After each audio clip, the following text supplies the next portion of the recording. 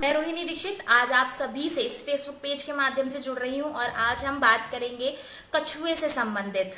कछुआ जो कि श्री हरिविष्णु का प्रतीक चिन्ह है और जहाँ पर श्री हरिविष्णु का निवास होता है वहाँ पर लक्ष्मी माँ खिंची चली आती है। तो इसीलिए कछुए को दीर्घ आयु से संबंधित माना जाता है और धन, धान्य, वैभव और प्रतिष्ठा से संबंधित भी माना जाता है।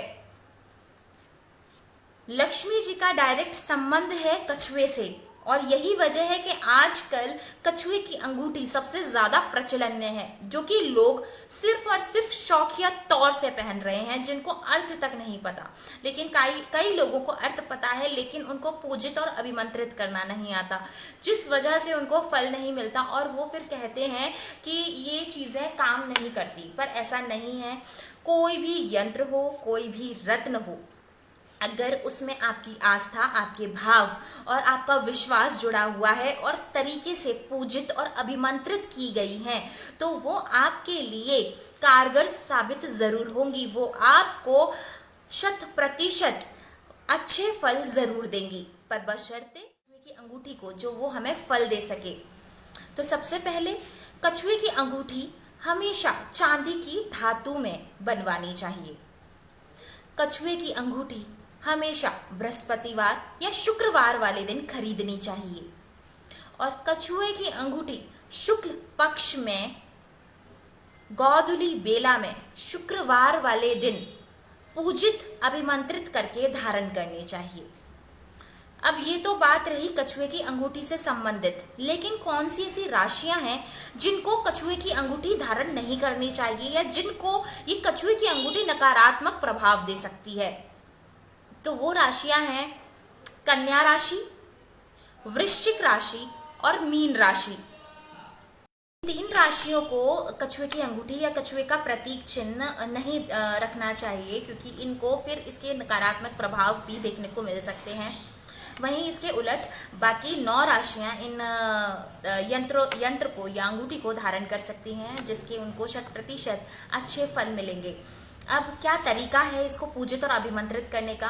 शुक्रवार वाले दिन शुक्ल पक्ष में और गोधूली बेला में अपनी अंगूठी को दूध, जल, गंगा जल, चंदन, रोली, चावल, पुष्प चढ़ाकर इसकी पूजा करनी चाहिए। उसके बाद में अपने भगवान से, लक्ष्मी माँ से प्रार्थना करना चाहिए। लक्ष्मी माँ के बीज या 108 बार या 21 बार, जितनी भी आपकी श्रद्धा हो, श्री लक्ष्मी माँ के बीज मंत्र का उच्चारण करके आप लक्ष्मी माँ से प्रार्थना करें कि भगवान, जिस भी उद्देश्य के लिए आप इस अंगूठी को धारण कर रहे हैं, उस उद्देश्य को बोलें और वो काम मेरा बन जाए। अपनी भाव, अपनी श्रद्धा और अपनी विश्वास के साथ जोड़कर उस अंगूठी को आप धारण करें। अब धारण करने का सही तरीका क्या है? धारण करने का सही तरीका है, जब भी आप कछुए की अंगूठी धारण करें, वो अपने राइट हैंड की, क्योंकि कर्म का हाथ माना जाता है इसको, राइट हैंड की मध्यमा उंगली में धारण करें और कछुए का मुंह आपके फेस की साइड होना चाहिए और उसकी जो पूंछ है वो बाहर की साइड होनी चाहिए। तरीका ये कहता है।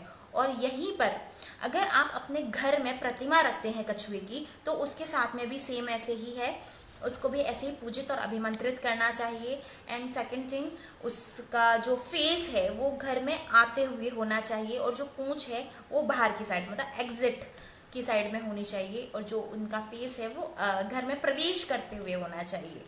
और वहीं अगर आप अपने मंदिर में भी स्थापित करना चाहते हो तो आराम से कर सकते हैं। उसके लिए भी यही है कि आपके जो कछुए का जो मुंह है वो मंदिर की अंदर एंटर करते हुए होना चाहिए और पूंछ जो है बाहर की साइड होनी चाहिए। तो ये तरीका है कछुए की अंगूठी का या कछुए के यंत्र को अपने घर में या कछुए की अंगूठी को धारण करने का। और अगर आप इस तरीके से और इतने भाव, श्रद्धा और विश्वास के साथ में कछुए की अंगूठी को धारण करते हैं, कछुए के प्रतीक को अपने घर में स्थापित करते हैं, तो ये आपको फल ज़रूर देगा। अगर आपको ये वीडियो पसंद आई हो तो आप इसको ज़रूर लाइक ज़रूर कीजिएगा।